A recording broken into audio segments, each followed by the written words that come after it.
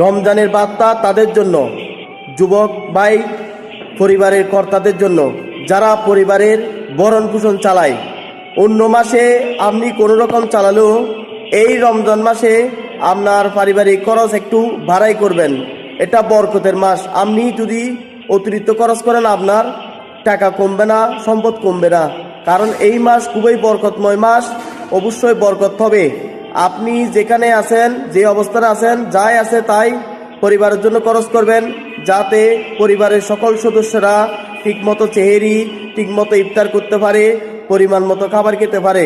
পরিমাণ মতো যদি পর্যাপ্ত খাবার খেতে না পারে অপুষ্টিতে ভুগবে। অপুষ্টিতে ভুগলে শরীর সুস্থ সবল না থাকলে ইবাদত করতে পারবে না। যদি শরীর সুস্থ সবল থাকে তাহলে এই পরিমাণ মতো যদি খাবার খায় সুস্থ থাকবে এবং নামাজ পড়তে পারবে, কোরআন তেলাওয়াত করতে পারবে, জিকির করতে পারবে। এই যে জিকির করা, নামাজ কোরআন তেলাওয়াত ঠিকমতো পড়তে পারা, এটাই আপনাকে বরকত করে দেবে, আপনার রিজিক আরো বাড়াই দেবে। আল্লাহ তাআলা এই মাসকে ধৈর্যের মাস বলেছেন এবং বরকতময় মাস বলে ঘোষণা দিয়েছেন।